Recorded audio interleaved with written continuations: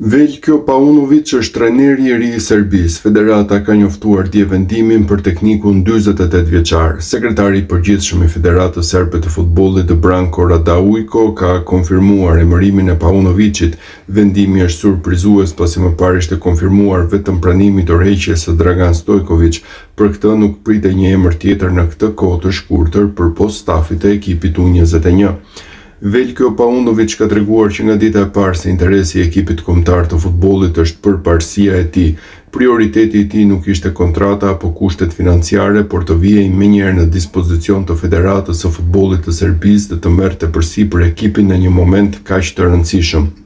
Ai theksoi se dëshiron të përqendrojë të gjithë energjitë e tij në ndeshjet e ardhshme kundër Anglisë dhe Letonisë, i vendosur të luftojë për sa kohë që ka edhe shansin më të vogël për sukses, u shpreh sekretari i përgjithshëm. Paunovic e mbylli këtë muaj me Real Oviedo në Spanjë. Fillimisht duket se janë besuar vetëm ndeshjet e nëntorit.